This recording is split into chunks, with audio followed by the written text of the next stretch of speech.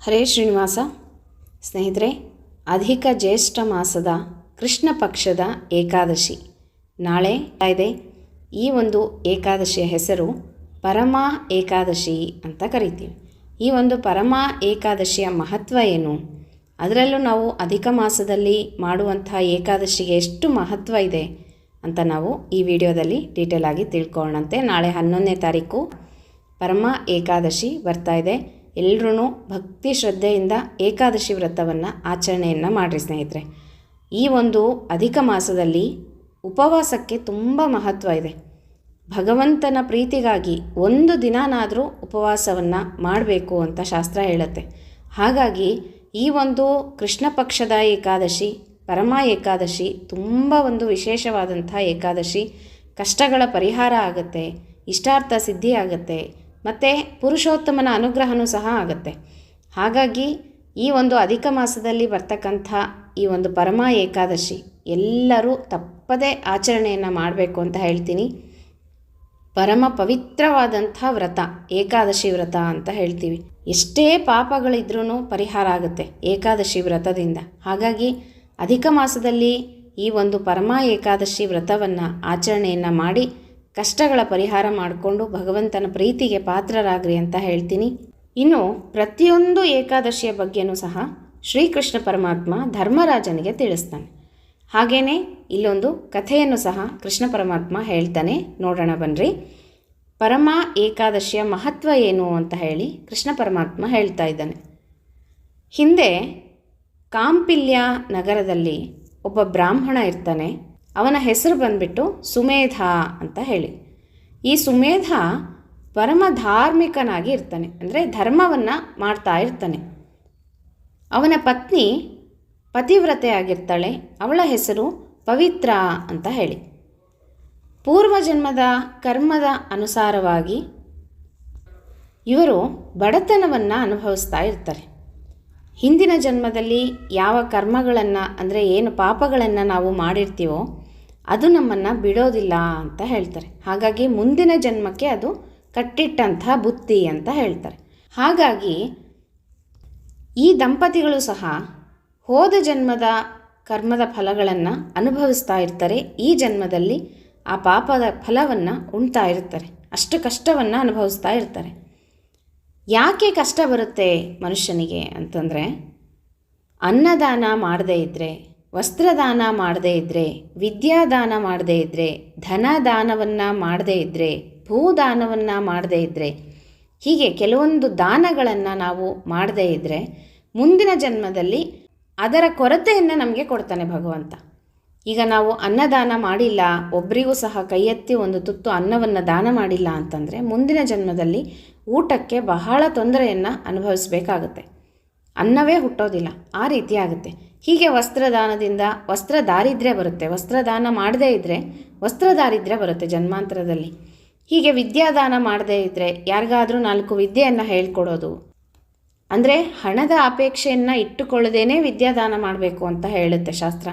ಹಾಗೆ ವಿದ್ಯಾದಾನವನ್ನು ಮಾಡದೇ ಇದ್ದರೆ ಮುಂದಿನ ಜನ್ಮದಲ್ಲಿ ನಮಗೆ ವಿದ್ಯೆ ಕೊಡೋದಿಲ್ಲ ಭಗವಂತ. ಅವಿದ್ಯಾವಂತರಾಗಿ ನಾವು ಇರಬೇಕಾಗುತ್ತೆ. ಹೀಗೆ ಒಂದೊಂದು ಯಾವ ದಾನವನ್ನು ಮಾಡಿರ್ತೀವೋ ನಮಗೆ ಆ ಫಲವನ್ನು ಭಗವಂತ ಮುಂದಿನ ಜನ್ಮದಲ್ಲಿ ಉಣ್ಲಿಕ್ಕೆ ಕೊಡ್ತಾನೆ. ಈ ಬ್ರಾಹ್ಮಣನದ್ದು ಸಹ ಅದೇ ಪರಿಸ್ಥಿತಿ ಆಗಿರುತ್ತೆ. ಮನೆಯಲ್ಲಿ ಧನ ಧಾನ್ಯ ಯಾವುದೂ ಇರೋದಿಲ್ಲ, ಊಟಕ್ಕೆ ಗತಿ ಇರೋದಿಲ್ಲ. ಭಿಕ್ಷೆಗಾಗಿ ಹೊರಗಡೆ ಹೋಗಿ ಏನಾದರೂ ಭಿಕ್ಷಾಟನೆಯನ್ನು ಮಾಡಿ ತೊಗೊಂಡು ಬಂದು ಊಟ ಮಾಡೋಣ ಅಂತಂದರೆ ಯಾರೂ ಇವನಿಗೆ ಭಿಕ್ಷೆಯನ್ನು ಕೊಡ್ತಾ ಇರೋದಿಲ್ಲ. ಎಷ್ಟು ಶ್ರೀಮಂತರಿದ್ದರೂ ಸಹ ಇವನಿಗೆ ಒಂದು ತುತ್ತು ಅನ್ನವೂ ಸಹ ಎಲ್ಲೆಲ್ಲೂ ಹುಟ್ಟುತ್ತಾ ಇರೋದಿಲ್ಲ. ಎಂಥ ಪ್ರಾರಬ್ಧ ನೋಡ್ರಿ. ಆದರೆ ಈ ಜನ್ಮದಲ್ಲಿ ಅವನು ಪರಮ ಧಾರ್ಮಿಕನಾಗಿರ್ತಾನೆ, ಅಂದರೆ ಧರ್ಮವನ್ನು ಮಾಡ್ತಾ ಇರ್ತಾನೆ. ಆದರೆ ಏನೂ ಮಾಡಲಿಕ್ಕೆ ಅವನಿಗೆ ಶಕ್ತಿ ಇರೋದಿಲ್ಲ. ಯಾಕೆ ಇಷ್ಟು ಕಷ್ಟ ಬಂದಿದೆ, ಇಷ್ಟು ದಾರಿದ್ರ್ಯ ಬರಲಿಕ್ಕೆ ಏನು ಕಾರಣ ಅಂತ ಯೋಚನೆ ಮಾಡುವಾಗ ಪೂರ್ವಜನ್ಮದಲ್ಲಿ ಮಾಡಿದಂಥ ಕರ್ಮದ ಫಲ ಅವನಿಗೆ ಗೊತ್ತಾಗುತ್ತೆ.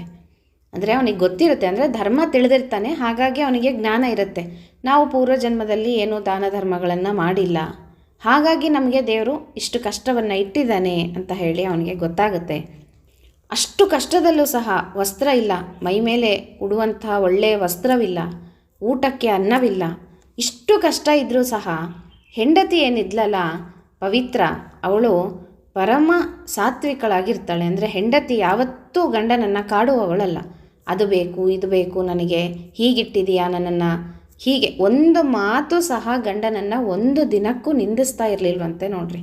ಏನನ್ನೂ ಬೇಡ್ತಾ ಇರಲಿಲ್ಲ ಗಂಡನಿಗೆ, ನನಗೆ ಅದು ತಂದುಕೊಡು ಇದು ತಂದುಕೊಡು ಅಂತ. ಈ ರೀತಿ ಗಂಡನ ಸೇವೆಯನ್ನು ಮಾತ್ರ ಭಕ್ತಿ ಶ್ರದ್ಧೆಗಳಿಂದ ಮಾಡ್ತಾ ಇದ್ಲು. ಗಂಡನಲ್ಲಿ ಇರುವಂಥ ಪರಮಾತ್ಮನಿಗೆ, ಪತ್ಯಂತರ್ಗತನಾದಂಥ ಭಗವಂತನಿಗೆ ಅವಳು ನಿತ್ಯದಲ್ಲಿ ಸೇವೆಯನ್ನು ಮಾಡ್ತಾ ಇದ್ಲು. ಆದರೆ ಯಾವತ್ತೂ ಏನೂ ಆಪೇಕ್ಷೆಯನ್ನು ಪಡ್ತಾ ಇರಲಿಲ್ಲ. ಗಂಡನಿಗೆ ಹೊಂದಿಕೊಂಡು ಬಾಳ್ವೆಯನ್ನು ಅವಳು ಮಾಡ್ತಾ ಇರ್ತಾಳೆ. ಇಂತಹ ಸುಮೇಧ ಮತ್ತು ಪವಿತ್ರಾಳ ಇವರಿಬ್ಬರ ಸ್ಮರಣೆಯಿಂದ ನಾವು ಪವಿತ್ರರಾಗ್ತೀವಿ ಅಂತ ಹೇಳ್ಬೋದು. ಇಷ್ಟು ಬಡತನ ಅವರಿಗೆ ಇದ್ದರೂ ಸಹ ಅತಿಥಿ ಸತ್ಕಾರವನ್ನು ಮಾಡ್ತಾ ಇದ್ರಂತೆ ನೋಡ್ರಿ. ಎಷ್ಟಿತ್ತೋ ಅಷ್ಟರಲ್ಲಿ ಅತಿಥಿಗಳಿಗೆ ಸತ್ಕಾರವನ್ನು ಮಾಡ್ತಾ ಇರ್ತಾರೆ. ಆ ಕಷ್ಟದಲ್ಲೂ ಸಹ ಗಂಡನಿಗೆ ಒಂದು ದಿನವೂ ಸಹ ಪವಿತ್ರ ಚುಚ್ಚು ಮಾತುಗಳನ್ನು ಆಡಲಿಲ್ಲ. ಕೆಲವೊಬ್ರು ಹೇಳ್ತಾ ಇರ್ತಾರೆ, ನಿನ್ನನ್ನು ಮದುವೆ ಮಾಡ್ಕೊಂಡು ಬಂದೆ, ನಾನೇನು ಸುಖಪಟ್ಟೆ, ನಾನು ಅಷ್ಟು ಕಷ್ಟ ಅನುಭವಿಸ್ದೆ, ಹಾಗಾಯಿತು ಹೀಗಾಯಿತು ಅಂತ ಗಂಡನಿಗೆ ಅಂತ ಇರ್ತಾರೆ. ಹಾಗೆ ಇವಳು ಒಂದು ದಿನವೂ ಸಹ ಗಂಡನಿಗೆ ಚುಚ್ಚು ಮಾತುಗಳನ್ನು ಆಡಲಿಲ್ವಂತೆ ನೋಡ್ರಿ. ಗಂಡ ಹೆಂಡತಿ ತುಂಬ ಪ್ರೀತಿಯಿಂದ ಇರ್ತಾ ಇದ್ರಂತೆ. ಇದರಿಂದ ನಾವು ಒಂದು ತಿಳ್ಕೋಬೇಕು ಸ್ನೇಹಿತರೆ, ಎಷ್ಟು ಆಸ್ತಿ ಅಂತಸ್ತು ಸಿರಿವಂತಿಕೆ ಬಂಗಾರ ಬೆಳ್ಳಿ ದುಡ್ಡು ನಾಣ್ಯ ಎಲ್ಲ ಇರುತ್ತೆ, ಆದರೆ ನೆಮ್ಮದಿ ಇರೋದಿಲ್ಲ ಮನೆಗಳಲ್ಲಿ. ಗಂಡ ಹೆಂಡತಿ ಪ್ರೀತಿ ವಿಶ್ವಾಸದಿಂದ ಇರೋದಿಲ್ಲ ಎಷ್ಟೋ ಮನೆಗಳಲ್ಲಿ ಅಲ್ವಾ. ಆದರೆ ಈ ಒಂದು ಸೌಭಾಗ್ಯ ಭಗವಂತ ಅವರಿಗೆ ಕರುಣಿಸಿದ್ದಾನೆ. ಯಾಕೆ ಅಂತಂದರೆ ಅವರು ಮಾತನಾಡ್ಕೊತಾರಂತೆ ಕೂತ್ಕೊಂಡು, ಸುಮೇಧ ಮತ್ತು ಪವಿತ್ರ, ನಾವು ಹಿಂದಿನ ಜನ್ಮದಲ್ಲಿ ಪ್ರೀತಿಯನ್ನು ಹಂಚಿದ್ದೀವಿ ಅನಿಸುತ್ತೆ, 4 ಜನಕ್ಕೆ ಪ್ರೀತಿ ವಿಶ್ವಾಸವನ್ನು ತೋರಿಸಿದ್ದೀವಿ, ಅದಕ್ಕೋಸ್ಕರ ನಮ್ಮಿಬ್ಬರ ಮಧ್ಯೆ ಇಷ್ಟು ಪ್ರೀತಿ ವಿಶ್ವಾಸವನ್ನು ಭಗವಂತ ಇಟ್ಟಿದ್ದಾನೆ ಅಂತ ಮಾತನಾಡ್ಕೊತಾರಂತೆ. ಹಾಗೆ ಗಂಡ ಹೆಂಡತಿಯ ನಡುವೆ ಇರ್ತಕ್ಕಂಥದ್ದು ಪ್ರೀತಿ ಮತ್ತು ವಿಶ್ವಾಸ, ನಂಬಿಕೆ, ಈ 3 ಇತ್ತು ಅಂತಂದರೆ ಜೀವನ ಸುಖವಾಗಿ ಇರುತ್ತೆ. ಏನಿರಲಿ ಇಲ್ಲದೇ ಇರಲಿ ಆರಾಮಾಗಿ ನಾವು ಜೀವನವನ್ನು ಸಾಗಿಸ್ಬೋದು. ಅದಕ್ಕೆ ಇವರಿಬ್ಬರೇ ಉದಾಹರಣೆ ಅಂತ ನಾವು ತಿಳ್ಕೋಬೇಕು. ಕೆಲವೊಂದು ಕಥೆಗಳನ್ನು ಕೇಳ್ತಾ ಇದ್ರೆ ನಮಗೆ ಜೀವನದಲ್ಲಿ ಪಾಠವನ್ನು ಕಲಿಸ್ತವೆ ಅಲ್ವಾ ಸ್ನೇಹಿತರೆ. ಹೇಗಿರಬೇಕು ನಾವು ಅಂತ ನಾವು ಕೆಲವೊಂದು ಕಥೆಗಳಿಂದ ತಿಳ್ಕೋಬೇಕಾಗತ್ತೆ, ತಿಳ್ಕೊತೀವಿ ಸಹ. ಹಾಗೆ ಇವರಿಬ್ಬರು ಒಂದು ದಿನ ಹಾಗೆ ಕೂತ್ಕೊಂಡು ಪ್ರೀತಿ ವಿಶ್ವಾಸದಿಂದ ಮಾತನಾಡ್ತಾ ಇರ್ತಾರೆ. ಹೀಗೆ ಮಾತನಾಡುವಾಗ ಯೋಚನೆಯನ್ನು ಮಾಡ್ತಾರೆ, ಹೀಗೆ ಆದರೆ ಹೇಗೆ ನಮ್ಮ ಬದುಕು ಅಂತ. ಗಂಡ ಹೇಳ್ತಾನೆ ಸುಮೇಧ, ಹಾಗಾಗಿ ನಾನು ಬೇರೆ ಎಲ್ಲಾದರೂ ಪರ ಊರಿಗೆ ಹೋಗಿಬಿಟ್ಟು ಅಲ್ಲಿ ಭಿಕ್ಷಾಟನೆಯನ್ನು ಮಾಡಿ ಏನಾದರೂ ಹಣವನ್ನು ಸಂಪಾದನೆ ಮಾಡಿಕೊಂಡು ಬರ್ತೀನಿ, ನೀನು ನನಗೆ ಅನುಮತಿಯನ್ನು ಕೊಡು. ಇಲ್ಲಿ ಇದ್ದರೆ ನಮಗೆ ಏನೂ ಹುಟ್ಟುತ್ತಾ ಇಲ್ಲ, ನಮಗೇನೂ ಸಿಗ್ತಾ ಇಲ್ಲ, ತುಂಬ ಕಷ್ಟ ಆಗ್ತಾಯಿದೆ ಜೀವನ, ಹೀಗೆ ಆದರೆ ನಿನ್ನನ್ನು ಸಾಕೋದು ಹೇಗೆ ನಾನು ಅಂತ ಹೇಳಿ ಯೋಚನೆ ಮಾಡ್ತಾನಂತೆ ಸುಮೇಧ ನೋಡ್ರಿ. ಹೆಂಡತಿಯನ್ನು ಸುಖವಾಗಿ ನೋಡ್ಕೋಬೇಕು ಅನ್ನೋದು ಗಂಡನ ಆಸೆ ಆಗಿರುತ್ತೆ. ಹಾಗೆ ಸುಮೇಧನು ಸಹ ಯೋಚನೆ ಮಾಡ್ತಾನೆ, ನೀನು ತುಂಬ ಕಷ್ಟಪಡ್ತಾ ಇದೆಯಾ, ನಿನ್ನ ಕಷ್ಟ ನನಗೆ ನೋಡಲಿಕ್ಕೆ ಆಗ್ತಾ ಇಲ್ಲ, ಹಾಗಾಗಿ ನಾನು ಬೇರೆ ಊರಿಗೆ ಹೋಗ್ಬಿಟ್ಟು ಹೇಗಾದರೂ ಮಾಡಿ ದುಡಿಮೆಯನ್ನು ಮಾಡಿಕೊಂಡು ಬರ್ತೀನಿ ಅಂತ ಹೇಳಿ ಹೋಗ್ಬರಲಾ ಅಂತ ಹೇಳಿ ಪವಿತ್ರಾಳನ್ನು ಕೇಳ್ತಾ ಇದ್ದಾನೆ ನೋಡ್ರಿ. ಎಲ್ಲವನ್ನೂ ದೇವರೇ ನೋಡ್ಕೊಳ್ತಾನೆ ಅಂತ ಹೇಳಿ ನಾವು ಸುಮ್ಮನೆ ಕೂಡಬಾರ್ದು ಅಂತ ಹೇಳ್ತಾನೆ ಸುಮೇಧ. ಈಗ ನಾವು ಪ್ರಯತ್ನವನ್ನು ಪಟ್ಟರೆ ಭಗವಂತ ಅದಕ್ಕೆ ಅನುಗ್ರಹ ಮಾಡ್ತಾನೆ. ಭಗವಂತನೇ ಹೇಳ್ತಾನಂತೆ, ನೀನು ಪ್ರಯತ್ನ ಮಾಡು, ಅನುಗ್ರಹ ನನಗೆ ಬಿಡು, ಫಲ ನನಗೆ ಬಿಡು, ನಾನು ಕೊಡ್ತೀನಿ ಅಂತಾನೆ. ಹಾಗೆ ಸುಮ್ಮನೆ ನಾವು ಕೈ ಕಟ್ಟಿ ಕುಳಿತರೆ ಯಾವ ಕೆಲಸನೂ ಆಗೋದಿಲ್ಲ. ನಾವು ಕಷ್ಟಪಡಬೇಕು, ನಾವು ಪ್ರಯತ್ನ ಮಾಡಿ ಒಂದು ಕೆಲಸಕ್ಕೆ ಮುಂದೆ ಆದರೆ ಅದು ಅನುಗ್ರಹ ಭಗವಂತನಿಗೆ ಬಿಟ್ಟಿದ್ದು, ಭಗವಂತ ಕೊಡ್ತಾನೆ. ಹಾಗೆ ಸುಮೇಧ ಹೇಳ್ತಾ ಇದ್ದಾನೆ ಇಲ್ಲಿ, ನಾವು ಪ್ರಯತ್ನವನ್ನು ಮಾಡೋಣ, ಅನುಗ್ರಹ ದೇವರಿಗೆ ಬಿಡೋಣ. ನಾವು ಕೂತ್ಕೊಂಡಲ್ಲೇ ಸುಮ್ಮನೆ ಕೂತ್ಕೊಂಡ್ರೆ ಜೀವನ ನಡಿಬೇಕಲ್ಲ, ಹೊಟ್ಟೆಗೆ ನೋಡ್ಕೋಬೇಕಲ್ಲ ಅಂತ ಹೇಳ್ತಾ ಇರ್ತಾನೆ. ಆವಾಗ ಪವಿತ್ರ ಹೇಳ್ತಾಳಂತೆ, ಸ್ವಾಮಿ ನಿಮ್ಮ ಹೊರತು ನನಗೆ ಬೇರೆ ಯಾರೂ ಇಲ್ಲ, ಬಂಧು ಬಳಗ ಯಾರೂ ದಿಕ್ಕಿಲ್ಲ ನನಗೆ, ನೀವೇ ನನಗೆ ದಿಕ್ಕು, ಎಲ್ಲನೂ ನೀವೇ ಆಗಿದ್ದೀರಾ ನನಗೆ, ನಿಮ್ಮನ್ನು ಬಿಟ್ಟು ನಾನು ಹೇಗಿರಲಿ ಒಬ್ಬಳೇ ಅಂತ ಕೇಳ್ತಾಳಂತೆ ಪವಿತ್ರ. ಹಾಗಾಗಿ ನಾನು ನಿಮ್ಮ ಜೊತೆಗೆ ಬರ್ತೀನಿ, ಅಥವಾ ನಾವು ಈಗ ಎಲ್ಲಿದ್ದೀವೋ ಅಲ್ಲೇ ಏನಾದರೂ ಮಾಡಿ ದುಡ್ಕೊಂಡು ತಿನ್ನೋ ಹಾಗೆ ನಾವು ವ್ಯವಸ್ಥೆಯನ್ನು ಮಾಡ್ಕೊಳ್ಳೋಣ. ಇದು ಈಗಿನ ಜನ್ಮದ್ದಲ್ಲ, ಜನ್ಮಾಂತರದಲ್ಲಿ ನಾವೇನೋ ಪಾಪ ಕರ್ಮಗಳನ್ನು ಮಾಡಿದ್ದೀವಿ, ಧರ್ಮವನ್ನು ಮಾಡಿದರೂ ಸಹ ಅನ್ನದಾನಗಳು ಈ ಥರದ್ದೇನೂ ನಾವು ದಾನ ಧರ್ಮಗಳನ್ನು ಮಾಡಿಲ್ಲ. ಹಾಗಾಗಿ ನಮಗೆ ಭಗವಂತ ಇಷ್ಟು ಕಷ್ಟವನ್ನು ಈ ಜನ್ಮದಲ್ಲಿ ಕೊಟ್ಟಿದ್ದಾನೆ. ಇಲ್ಲೇ ನಾವು ಇದಕ್ಕೆ ಪರಿಹಾರವನ್ನು ಕಂಡುಕೊಳ್ಳೋಣ, ಭಗವಂತನ ಧ್ಯಾನ ಮಾಡೋಣ, ಇಲ್ಲೇ ಕಷ್ಟಪಟ್ಟು ದುಡ್ಕೊಂಡು ಏನಾದರೂ ಮಾಡಿ ಇದಕ್ಕೆ ಜೀವನ ಸಾಗಿಸೋಣ ಅಂತ ಹೇಳ್ತಾಳೆ ಪವಿತ್ರ. ನೋಡ್ರಿ, ಇದು ನಾವು ಎಲ್ಲರೂ ತಿಳಿಯಬೇಕು ಸ್ನೇಹಿತರೆ. ಯಾಕೆ ನಾವು ಈ ಅಧಿಕ ಮಾಸದಲ್ಲಿ ಅಥವಾ ಯಾವಾಗಲೂ ದಾನಗಳನ್ನು ಮಾಡಬೇಕು, ವಿಶೇಷವಾಗಿ ಅಧಿಕ ಮಾಸದಲ್ಲಿ ದಾನಗಳನ್ನು ಮಾಡಬೇಕು. ದಾನ ಮಾಡಿರಿ ಅಂತ ಪ್ರತಿಯೊಂದು ವಿಡಿಯೋಗಳನ್ನು ನಾನು ಹೇಳಿದ್ದೀನಿ. ಯಾಕೆ ಅಂತ ಈಗ ಗೊತ್ತಾಗ್ತಾ ಇದೆಯಾ ನಿಮಗೆ? ಈ ಕಥೆಯಿಂದ ತಿಳ್ಕೊತಾ ಇರ್ತೀರ. ನಾವು ಜನ್ಮಾಂತರದಲ್ಲಿ ಏನು ಸುಖ ಪಡ್ತೀವಿ, ನಾವು ಕೊಟ್ಟದ್ದು ನಮಗೆ ಭಗವಂತ ಕೊಟ್ಟಿರ್ತಾನೆ. ಅನ್ನದಾನ ಮಾಡಿದ್ವಾ, ಅನ್ನವನ್ನು ಕೊಟ್ಟಿರ್ತಾನೆ ಭಗವಂತ. ಯಾವತ್ತೂ ನಾವು ಉಪವಾಸ ಇರೋ ಹಾಗೆ ಮಾಡೋದಿಲ್ಲ ಭಗವಂತ. ವಸ್ತ್ರದಾನ ಮಾಡಿದ್ವಾ, ಮೈಗೆ ಒಳ್ಳೆ ವಸ್ತ್ರಗಳನ್ನು, ರೇಷ್ಮೆ ಪಂಚೆಗಳು, ರೇಷ್ಮೆ ವಸ್ತ್ರಗಳನ್ನು ಉಡುವಂಥ ಭಾಗ್ಯವನ್ನು ಭಗವಂತ ನಮಗೆ ಕೊಟ್ಟಿರ್ತಾನೆ. ನಾವು ಪ್ರತಿಯೊಂದನ್ನು ಉಡೋವಾಗ, ತಿನ್ನೋವಾಗ ಭಗವಂತನ ಸ್ಮರಣೆಯನ್ನು ಮಾಡಬೇಕು. ನಾವು ಮಾಡಿದಂಥ ಪುಣ್ಯದ ಸ್ಮರಣೆಯನ್ನು ಮಾಡಬೇಕು. ಊಟ ಮಾಡ್ತಾ ಇದ್ದೀವಾ, ಒಳ್ಳೊಳ್ಳೆ ಅಡುಗೆ ಮಾಡಿಕೊಂಡು ಮೃಷ್ಟಾನ್ನ ಭೋಜನ ಮಾಡ್ತಾ ಇದ್ದೀವಾ, ಭಗವಂತನ ಸ್ಮರಣೆ ಮಾಡಬೇಕು. ನಾವು ಹೋದ ಜನ್ಮದಲ್ಲಿ ಯಾರಿಗೋ ಅನ್ನದಾನ ಮಾಡಿರ್ತೀವಿ, ಹಾಗಾಗಿ ಭಗವಂತ ಅಷ್ಟು ನಮಗೆ ಉಣ್ಲಿಕ್ಕೆ ಕೊಟ್ಟಿರ್ತಾನೆ. ಮತ್ತು ಒಳ್ಳೆ ವಸ್ತ್ರ ಉಟ್ಕೊತೀವ, ರೇಷ್ಮೆ ಬಟ್ಟೆಯನ್ನು ಉಡ್ತೀವಲ್ವ, ಆವಾಗ ದೇವರ ಸ್ಮರಣೆ ಮಾಡಬೇಕು. ಹೋದ ಜನ್ಮದಲ್ಲಿ ನಾವು ವಸ್ತ್ರದಾನ ಮಾಡಿರ್ತೀವಿ 4 ಜನಕ್ಕೆ, ಅದಕ್ಕೆ ಭಗವಂತ ಒಳ್ಳೆ ವಸ್ತ್ರ ನಮಗೆ ಕೊಟ್ಟಿರ್ತಾನೆ. ಧನ ಇದೆಯಾ, ಹಣಕಾಸು ದುಡ್ಡು ಎಲ್ಲ ಇದೆಯಾ ಮನೆಯಲ್ಲಿ, ಬಂಗಾರ ಬೆಳ್ಳಿ ಸಿರಿ ಸಂಪತ್ತು, ಅಷ್ಟು ನಾವು ದಾನಗಳನ್ನು ಮಾಡಿರ್ತೀವಿ. ದುಡ್ಡು ಹಣವನ್ನು ದಾನ ಮಾಡಿರ್ತೀವಿ. ಮತ್ತು ಭೂದಾನ ಮಾಡಿದ್ರೆ ಮನೆಯನ್ನು ಕೊಡ್ತಾನೆ. ಚಿಕ್ಕ ವಯಸ್ಸಿಗೆ ಮನೆಯನ್ನು ಕಟ್ಕೊಂಡು ಸುಖವಾಗಿ ಜೀವನ ಮಾಡೋ ಥರ ಭೂದಾನ ಮಾಡಿರಬೇಕು. ಹೀಗೆ ಒಂದೊಂದು ದಾನದಿಂದನೂ ನಮಗೆ ಜನ್ಮಾಂತರದಲ್ಲಿ ಅದರ ಪುಣ್ಯವನ್ನು ಭಗವಂತ ಖಂಡಿತವಾಗಿ ಕೊಡ್ತಾನೆ. ಹಾಗೆ ಇಲ್ಲಿ ಪವಿತ್ರ ಹೇಳ್ತಾಳಂತೆ, ಹಾಗೆ ನಾವು ಹೋದ ಜನ್ಮದಲ್ಲಿ ಯಾವ ದಾನ ಧರ್ಮನೂ ಮಾಡಿಲ್ಲ ರೀ, ಹಾಗಾಗಿ ನಮಗೆ ದೇವರು ಇಷ್ಟು ಕಷ್ಟವನ್ನು ಕೊಟ್ಟಿದ್ದಾನೆ. ನಾವು ಯಾವ ಊರಿಗೆ ಹೋದರೆ ಏನು ಫಲ ಅಂತ ಕೇಳ್ತಾಳೆ. ನೋಡ್ರಿ, ದಾಸರು ಒಂದು ಹಾಡನ್ನು ಬರೆದಿದ್ದಾರೆ.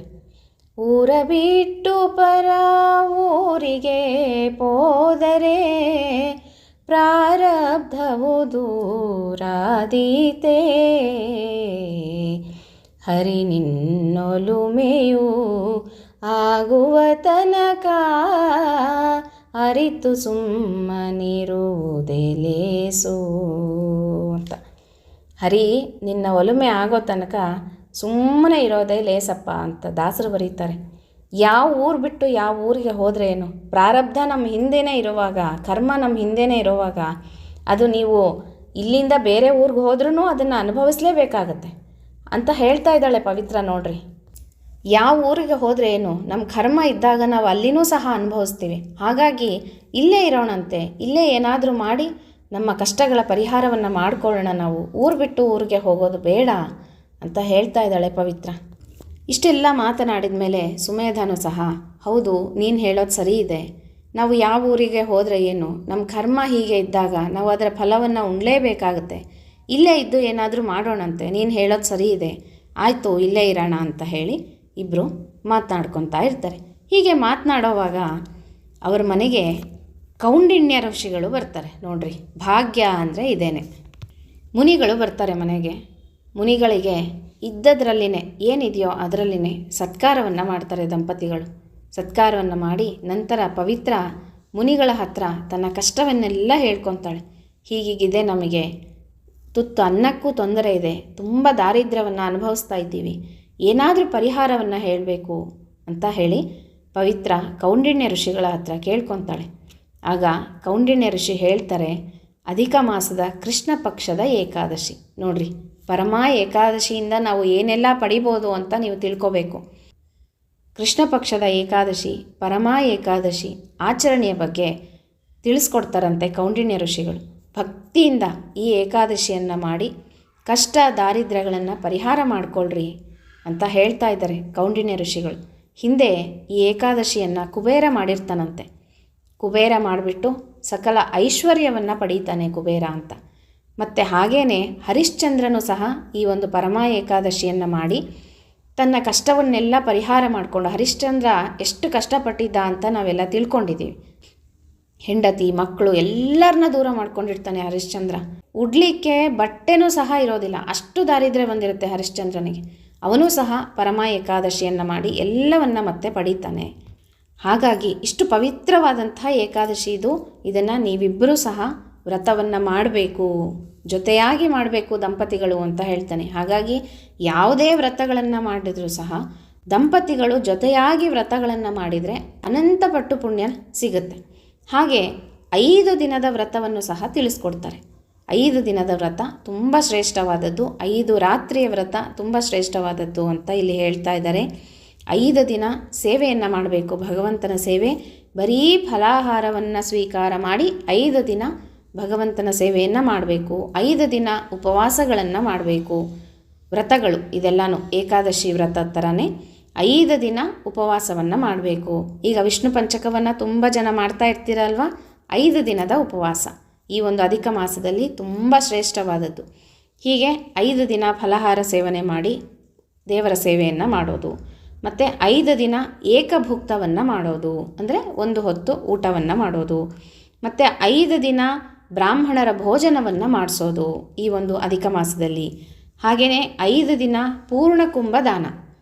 ಕುಂಭ ಅಂದರೆ ಒಂದು ತಂಬಿಗೆ ಅಥವಾ ಕೊಡವನ್ನು ತಗೊಂಡು ಅದರಲ್ಲಿ ನೀರನ್ನು ತುಂಬಿಸಿ 5 ದಿನ ಅದನ್ನು ದಾನವಾಗಿ ಕೊಡೋದು, ಪೂರ್ಣ ಕುಂಭ ದಾನ. ಇದನ್ನು ಬ್ರಹ್ಮಾಂಡ ದಾನ ಅಂತಲೂ ಸಹ ಕರೀತಾರೆ. ಹೀಗೆ ಆಮೇಲೆ ರಜತ ಪಾತ್ರದಲ್ಲಿ ತಿಲವನ್ನು ತುಂಬಿ ಎಳ್ಳನ್ನು ತುಂಬಿ ದಾನವಾಗಿ ಕೊಡೋದು. ಹೀಗೆ 5 ದಿನದ ವ್ರತಗಳನ್ನು ಅವರಿಗೆ ತಿಳಿಸ್ಕೊಡ್ತಾರೆ. ನಿಮ್ಗೆ ಯಾವುದು ಸಾಧ್ಯನೋ ಈ ರೀತಿಯಾಗಿ ವ್ರತಗಳನ್ನು ಮಾಡಿರಿ ಅಧಿಕ ಮಾಸದಲ್ಲಿ ಅಂತ. ಮತ್ತು 5 ದಿನ ಬ್ರಹ್ಮಚರ್ಯವನ್ನು ಪಾಲಿಸೋದು. ಬ್ರಹ್ಮಚರ್ಯ ಪಾಲನೆ ಅಧಿಕ ಮಾಸದಲ್ಲಿ ತುಂಬ ಒಳ್ಳೆಯದು. ಅದರಲ್ಲೂ 5 ದಿನ ಬ್ರಹ್ಮಚರ್ಯವನ್ನು ಪಾಲನೆಯನ್ನು ಮಾಡೋದು. ಹೀಗೆ ನೆಲದ ಮೇಲೆ ಮಲಗೋದು. 5 ದಿನದ ವ್ರತವನ್ನು ಈ ದಂಪತಿಗಳಿಗೆ ಕೌಂಡಿನ್ಯ ಋಷಿಗಳು ತಿಳಿಸ್ಕೊಡ್ತಾರೆ. ಇದರಿಂದ ನೀವು ಧನ ಧಾನ್ಯ ಐಶ್ವರ್ಯ ಎಲ್ಲವನ್ನು ಪಡಿತೀರಾ ಅಂತ ಹೇಳಿ ಕೌಂಡಿನ್ಯ ಋಷಿಗಳು ಹೇಳ್ತಾರೆ. ಹೀಗೆ ಇಬ್ಬರು ಸುಮೇಧ ಮತ್ತು ಪವಿತ್ರ ಇಬ್ಬರೂ ಸೇರಿಕೊಂಡು ಏಕಾದಶಿ ವ್ರತವನ್ನು ಆಚರಣೆಯನ್ನು ಮಾಡಿ ಹಾಗೆಯೇ 5 ದಿನದ ವ್ರತವನ್ನು ಸಹ ಆಚರಣೆಯನ್ನು ಮಾಡ್ತಾರೆ. ಹೀಗೆ ವ್ರತ ಎಲ್ಲ ಮುಗಿಯುತ್ತೆ. ಒಂದು ದಿನ ಹೀಗೆ ಹೊರಗಡೆ ಹೋಗಿರ್ತಾರೆ ಇಬ್ಬರು ದಂಪತಿಗಳು. ಆ ಊರಿನ ರಾಜ ಅರಮನೆಯಿಂದ ಹೊರಗೆ ಬರ್ತಾನೆ. ಹೊರಗೆ ಬಂದ ತಕ್ಷಣ ಸುಮೇಧ ಮತ್ತು ಪವಿತ್ರಳನ್ನು ನೋಡ್ತಾನೆ, ಮುಖವನ್ನು. ಅವರನ್ನು ನೋಡಿದ ತಕ್ಷಣ ಆ ರಾಜನಿಗೆ ಏನು ಅನ್ನಿಸ್ತೋ ಗೊತ್ತಿಲ್ಲ, ಮನಸ್ಸಲ್ಲಿ ಭಗವಂತನ ಅನುಗ್ರಹ ಇತ್ತು. ಹಾಗಾಗಿ ರಾಜನಿಗೆ ಏನು ಅನ್ನಿಸ್ತೋ ಗೊತ್ತಿಲ್ಲ, ಇವ್ರಿಗೇನಾದರೂ ದಾನ ಮಾಡಬೇಕು ಅಂತ ರಾಜನಿಗೆ ಮನಸ್ಸು ಬರುತ್ತೆ. ಅವ್ರನ್ನ ನೋಡಿದ ತಕ್ಷಣವೇ ಇದು ಭಗವಂತನ ಅನುಗ್ರಹ ಅಂದರೆ. ನೀವು ಮಾಡಿರಿ, ನಾನು ತಕ್ಷಣ ಫಲ ಕೊಡ್ತೀನಿ ಅಂತಾನೆ ಭಗವಂತ. ಏನೂ ಇಲ್ಲ, ಭಗವಂತನ ಸೇವೆ, ಭಗವಂತನ ಧ್ಯಾನ, ಭಗವಂತನ ಪೂಜೆ ಅಷ್ಟೇ. ಇದರಿಂದನೇ ನಾವು ಪುಣ್ಯ ಸಂಪಾದನೆ ಮಾಡ್ಕೋಬೋದು, ಭಗವಂತನ ಅನುಗ್ರಹ ಮಾಡ್ಕೋಬೋದು, ನಮ್ಮ ಕಷ್ಟಗಳ ಪರಿಹಾರನೂ ಮಾಡ್ಕೋಬೋದು. ಇದಕ್ಕೆ ಉದಾಹರಣೆ ನೋಡ್ರಿ ಸ್ನೇಹಿತರೆ. ಹಾಗೆ ರಾಜನಿಗೆ ಅನಿಸುತ್ತೆ ಇವ್ರಿಗೇನಾದರೂ ಮಾಡಬೇಕಲ್ಲ, ವ್ರತದ ಪ್ರಭಾವ ಇಲ್ಲಿ ಗೊತ್ತಾಗ್ತಾ ಇದೆ ಅಲ್ವಾ. ಹಾಗೆ ಅಂದ್ಕೊಂಡು ರಾಜ ಹೇಳ್ತಾನೆ, ಒಂದು ಊರನ್ನೇ ಬರ್ಕೊಟ್ಬಿಡ್ತೀನಿ ನಿಮಗೆ ಅಂತ ಹೇಳಿ ಒಂದು ಗ್ರಾಮವನ್ನೇ ಆ ಒಂದು ಬ್ರಾಹ್ಮಣ ದಂಪತಿಗಳಿಗೆ ರಾಜ ದಾನವಾಗಿ ಕೊಡ್ತಾನಂತೆ. ನೋಡ್ರಿ, ಸಕಲ ಸಂಪತ್ತನ್ನು ಕೊಡ್ತಾನಂತೆ. ಇನ್ನಾಯ್ತಲ್ಲ, ಇನ್ನೇನು ಬೇಕು ಇಷ್ಟಕ್ಕಿಂತ ಹೆಚ್ಚಾಗಿ. ಆ ದಾನವನ್ನು ಸ್ವೀಕಾರ ಮಾಡಿ ವಿಧಿ ಪ್ರೇರಣೆಯಿಂದ ಭಗವಂತನ ಅನುಗ್ರಹದಿಂದ ಅವರ ಪ್ರಾರಬ್ಧ ಕರ್ಮ ಎಲ್ಲ ಪರಿಹಾರ ಆಯಿತು. ಹಾಗೆ ಭಗವಂತನ ಅನುಗ್ರಹ ಆಯಿತು, ಅವರಿಗೆ ಅಷ್ಟೈಶ್ವರ್ಯ ಪ್ರಾಪ್ತಿ ಆಯಿತು. ವಿಧಿಯ ಪ್ರೇರಣೆಯಿಂದ ಆ ಒಂದು ಊರನ್ನೇ ಅವರು ದಾನವಾಗಿ ಪಡೆಯುತ್ತಾರೆ. ನಂತರ ಸುಖವಾಗಿ ಇರ್ತಾರೆ. ಭಗವಂತನ ಸೇವೆಯನ್ನು ಮಾತ್ರ ಮರೆಯೋದಿಲ್ಲ, ಭಗವಂತನ ಆರಾಧನೆ ಮರೆಯದೇನೆ ಧರ್ಮಾಚರಣೆಯನ್ನು ಮಾಡ್ತಾ, ಅತಿಥಿ ಸತ್ಕಾರವನ್ನು ಮಾಡ್ತಾ, ದಾನ ಧರ್ಮಗಳನ್ನು ಮಾಡ್ತಾ ಸುಖವಾಗಿ ಇರ್ತಾರೆ. ಹೀಗೆ ಈ ಒಂದು ಪರಮ ಏಕಾದಶಿಯ ಮಹತ್ವ, ಅಧಿಕ ಮಾಸದಲ್ಲಿ ಬರ್ತಕ್ಕಂಥ ಕೃಷ್ಣ ಪಕ್ಷದ ಏಕಾದಶಿ ತುಂಬ ಶ್ರೇಷ್ಠವಾದಂಥ ಏಕಾದಶಿ. ಈ ಒಂದು ಏಕಾದಶಿಯ ಉಪವಾಸವನ್ನು ಮಾಡಿರಿ. ಇವತ್ತಿನ ದಿವಸ ದಶಮಿ ಆಚರಣೆ, ಒಂದು ಹೊತ್ತು ಊಟ, ಮತ್ತು ನಾಳೆ ಪೂರ್ಣ ಉಪವಾಸ, ನಿರ್ಜಲ ಉಪವಾಸವನ್ನು ಸಾಧ್ಯವಾದಷ್ಟು ಮಾಡಲಿಕ್ಕೆ ಪ್ರಯತ್ನ ಮಾಡಿರಿ. ಆಗೋದಿಲ್ಲ, ಆರೋಗ್ಯದ ತೊಂದರೆ ಇರೋರು ಫಲಹಾರಗಳನ್ನು, ಹಣ್ಣು ಹಾಲು ಈ ಥರದ್ದು ತೊಗೋಬೋದು, ಏನಾದರೂ ಜ್ಯೂಸ್ಗಳನ್ನು ತೊಗೋಬೋದು. ಮತ್ತು ಅದು ಆಗೋದಿಲ್ಲ, ನಾವು ಮಾತ್ರೆಗಳನ್ನು ತೊಗೋಬೇಕು ಅನ್ನೋರು ಸಜ್ಜಿಗೆ, ರವೆ ಹಾಕಿಬಿಟ್ಟು ಬೆಲ್ಲ ಹಾಕಿ ಸಜ್ಜಿಗೆ ಮಾಡಿಕೊಂಡು ಸ್ವಲ್ಪ ಸ್ವೀಕಾರವನ್ನು ಮಾಡ್ಬೋದು. ಈ ರೀತಿಯಾಗಿ ನಿಮ್ಮ ಅನುಕೂಲ ನೋಡಿಕೊಂಡು ಆರೋಗ್ಯದ ದೃಷ್ಟಿಯಿಂದ ಹೇಳ್ತಾ ಇದ್ದೀನಿ. ಆರೋಗ್ಯವನ್ನು ಗಮನದಲ್ಲಿಟ್ಕೊಂಡು ಉಪವಾಸವನ್ನು ಮಾಡಿರಿ. ಎಲ್ಲ ಸರಿ ಇದೆ, ಗಟ್ಟಿ ಇದ್ದೀವಿ, ಆರೋಗ್ಯವಾಗಿದ್ದೀವಿ, ದಯವಿಟ್ಟು ನಿರ್ಜಲ ಉಪವಾಸವನ್ನು ಮಾಡಿರಿ. ನೀರು ಸಹ ತಗೋಬಾರ್ದು. ರಾತ್ರಿ ತನಕ ಮಾಡಿರಿ, ಎಷ್ಟು ಸಾಧ್ಯನೋ ಅಷ್ಟರವರೆಗೆ ಉಪವಾಸ ಇರಿ. ಇನ್ನು ಸಾಧ್ಯ ಆಗ್ತಾ ಇಲ್ಲ ಅಂತಂದರೆ ಹಾಲನ್ನು ಕುಡಿಬೋದು. ಮತ್ತು ಸಾಧ್ಯವಾದಷ್ಟು ಹೊತ್ತು ಏಕಾದಶಿಯ ಜಾಗರಣೆಯನ್ನು ಮಾಡಬೇಕು ಅಂತ ಶಾಸ್ತ್ರ ಹೇಳುತ್ತೆ. 12 ಗಂಟೆ, 1 ಗಂಟೆ, 2 ಗಂಟೆ, 3 ಗಂಟೆ, ಎಷ್ಟು ಗಂಟೆ ಸಾಧ್ಯನೋ ಅಷ್ಟು ಗಂಟೆ ತನಕನೂ ಜಾಗರಣೆಯನ್ನು ಮಾಡಿ ಹರಿಧ್ಯಾನದಲ್ಲಿ ಜಾಗರಣೆಯನ್ನು ಮಾಡಬೇಕು. ಮೊಬೈಲ್ ನೋಡ್ಕೊಂಡು ಜಾಗರಣೆ ಮಾಡೋದಲ್ಲ. ಈ ರೀತಿಯಾಗಿ ಏಕಾದಶಿ ವ್ರತವನ್ನು ಮಾಡಿರಿ. ದ್ವಾದಶಿ ಬೆಳಗ್ಗೆ ಪಾರಣೆಯ ಸಮಯ ಹೇಳ್ತೀನಿ. 6 ಗಂಟೆ 15 ನಿಮಿಷದ ನಂತರ ಊಟವನ್ನು ಮಾಡ್ಬೋದು. ಸೂರ್ಯೋದಯದ ನಂತರ ಊಟವನ್ನು ಮಾಡ್ಬೋದು. ಭಗವಂತನ ಪೂಜೆ ನೈವೇದ್ಯವನ್ನು ಮಾಡಿ, ನಮಗೆ ಅಡುಗೆ ನೈವೇದ್ಯ ಆಗದೇ ಇದ್ದರೂ ಪರವಾಗಿಲ್ಲ, ಹಾಲು ಹಣ್ಣಾದರೂ ಭಗವಂತನಿಗೆ ನೈವೇದ್ಯ ಮಾಡಿ ಊಟವನ್ನು ಮಾಡಿರಿ. ಏಕಾದಶಿ ದಿವಸ ಭಗವಂತನಿಗೆ ನೈವೇದ್ಯ ಮಾಡ್ಬೋದಾ ಅಂತ ಕೇಳ್ತೀರಾ? ಹಣ್ಣು ಹಾಲು ಕೃಷ್ಣ ಪರಮಾತ್ಮ ಅಷ್ಟೇ, ಭಗವಂತನಿಗಷ್ಟೇ ಇಡ್ಬೋದು. ಲಕ್ಷ್ಮೀದೇವಿ ಬೇರೆ ಯಾವ ದೇವರಿಗೂ ನೈವೇದ್ಯ ಇಲ್ಲ, ಭಗವಂತನಿಗೆ ಮಾತ್ರ ಹಣ್ಣು ಹಾಲು ಈ ಥರದನ್ನು ಇಡ್ಬೋದು. ಅದು ಬಿಟ್ಟು ಬೇಯಿಸಿದ ಆಹಾರ ಏನು ನೈವೇದ್ಯ ಮಾಡಲಿಕ್ಕೆ ಹೋಗಬೇಡ್ರಿ. ಪಾರಣೆಯ ಸಮಯಕ್ಕೆ ಮಾತ್ರ ಊಟವನ್ನು ಮಾಡಬೇಕು ಅಥವಾ ಏನಾದರೂ ಸ್ವೀಕಾರವನ್ನು ಮಾಡಬೇಕು. ಯಾಕೆ ಅಂದರೆ ಏಕಾದಶಿ ಮಾಡಿದ ಫಲ ಸಿಗಬೇಕು ಅಂದರೆ ಪಾರಣೆಯ ಸಮಯಕ್ಕೆ ಊಟವನ್ನು ಮಾಡಬೇಕು. ಇದು ತಲೆಯಲ್ಲಿ ಇಟ್ಕೊಳ್ರಿ. ಇದಿಷ್ಟು ಅಧಿಕ ಮಾಸದ ಕೃಷ್ಣ ಪಕ್ಷದ ಏಕಾದಶಿ, ಪರಮ ಏಕಾದಶಿಯ ಮಹತ್ವ. ಎಲ್ಲರೂ ಭಕ್ತಿ ಶ್ರದ್ಧೆಗಳಿಂದ ಏಕಾದಶಿ ವ್ರತವನ್ನು ಆಚರಣೆಯನ್ನು ಮಾಡಿರಿ. ನಿಮ್ಮ ಕಷ್ಟಗಳ ಪರಿಹಾರ ಮಾಡಿಕೊಳ್ಳ್ರಿ. ಮತ್ತು ಭಗವಂತನ ವಿಶೇಷವಾಗಿ ಪುರುಷೋತ್ತಮನ ಪ್ರೀತಿಗೆ ಪಾತ್ರರಾಗ್ರಿ. ಅಧಿಕ ಮಾಸ ಇನ್ನೊಂದು ಸ್ವಲ್ಪ ದಿನ ಇದೆ, ಮುಗಿಲಿಕ್ಕೆ ಬರ್ತಾ ಇದೆ. ಈ ದಿನಗಳನ್ನಾಗಿ ಎಲ್ಲರೂ ಉಪಯೋಗ ಮಾಡಿಕೊಂಡು, ಯಾರ್ಯಾರು ಇನ್ನೂ ದಾನ ಧರ್ಮಗಳನ್ನು ಮಾಡಿಲ್ಲೋ ಅವರೆಲ್ಲರೂ ಇನ್ನೂ ಸಮಯ ಇದೆ, ದಾನಗಳನ್ನು ಮಾಡ್ಕೋಬೋದು. ತುಂಬ ಜನ ಕೇಳ್ತಾ ಇದ್ದೀರಿ, ಇನ್ನೂ ದಾನಗಳನ್ನು ಮಾಡ್ಕೋಬೋದು. ಮರದ ಬಾಗಿಣ ಮತ್ತು ಇನ್ನೇನೇನು ನೀವು ದೀಪದಾನ, ವಸ್ತ್ರದಾನ ಏನೇನು ಮಾಡ್ಬೇಕು ಅಂದ್ಕೊಂಡಿದ್ದೀರೋ ಖಂಡಿತವಾಗಿ ಮಾಡ್ಬೋದು. ದ್ವಾದಶಿ ಇದೆ, ಚತುರ್ದಶಿ ಇದೆ, ಅಮಾವಾಸ್ಯೆ ದಿನವೂ ದಾನವನ್ನು ಮಾಡ್ಕೋಬೋದು. ಪ್ರತಿದಿನವೂ ಶ್ರೇಷ್ಠವಾದದ್ದೇ ಅಧಿಕ ಮಾಸದಲ್ಲಿ. ಇನ್ನು 33 ದೀಪಗಳನ್ನು ಹಚ್ಚೋರು ಅಮಾವಾಸ್ಯೆ ದಿನ ಹಚ್ಕೋಬೋದು. ಈ ರೀತಿ ಇನ್ನೂ ಒಂದು 4-5 ದಿನ ಇದೆ ನಮಗೆ ಕಾಲಾವಕಾಶ. ಆ ದಿನಗಳಲ್ಲಿ ಹೆಚ್ಚು ಹೆಚ್ಚು ದಾನಗಳನ್ನು ಮಾಡಿರಿ ಸ್ನೇಹಿತರೆ. ಯಾರು ಬೈಕೊಂಡ್ರೂ ಪರವಾಗಿಲ್ಲ ನನ್ನನ್ನು, ಏನು ಇವರು ಬರೀ ದಾನ ದಾನ ಅಂತ ಹೇಳ್ತಾರೆ ಅಂತ. ನಾನು ಹೇಳ್ತಾ ಇರೋದು ನಿಮ್ಮ ಒಳ್ಳೆಯದಕ್ಕೇ, ನಿಮಗೆ ಒಳ್ಳೆಯದಾಗಲಿ ಅಂತ ಅಷ್ಟೇ. ದಾನ ಮಾಡಿರಿ ಅಂತ ನನಗೇನು ಕೇಳ್ತಾ ಇಲ್ಲ ನಾನು. ನಿಮಗೆ ಒಳ್ಳೆಯದಾಗಲಿ, ನಿಮ್ಮ ಕಷ್ಟಗಳ ಪರಿಹಾರ ಆಗಲಿ. ಹೆಚ್ಚು ದಾನ ಮಾಡಿರಿ, ಪುಣ್ಯ ಸಂಪಾದನೆ ಮಾಡಿಕೊಳ್ಳ್ರಿ, ಪಾಪಗಳ ಪರಿಹಾರ ಮಾಡಿಕೊಳ್ಳ್ರಿ ಅಷ್ಟೇ. ಮತ್ತು ಇದಿಷ್ಟು ಏಕಾದಶಿಯ ಮಹತ್ವ ಸ್ನೇಹಿತರೆ. ಮುಂದಿನ ವಿಡಿಯೋಟ್ಗೆ ಮತ್ತೆ ಸಿಗ್ತೀನಂತೆ. ಎಲ್ಲರೂ ಅಧಿಕ ಮಾಸದ ಮಹಾತ್ಮೆಯನ್ನು ಕೇಳ್ರಿ, ತುಂಬ ಚೆನ್ನಾಗಿದೆ. ನೀವು ಅದರಿಂದ ತುಂಬ ತಿಳ್ಕೊಳ್ಳೋದಿದೆ. ಕಥೆಗಳನ್ನು ಕೇಳಬೇಕು, ನಾವು ಪುರಾಣಗಳನ್ನು ಕೇಳಬೇಕು. ಅದರಿಂದ ನಮ್ಮ ಜೀವನದಲ್ಲಿ ನಾವು ತುಂಬ ಕಲಿತೀವಿ ಪಾಠಗಳನ್ನು.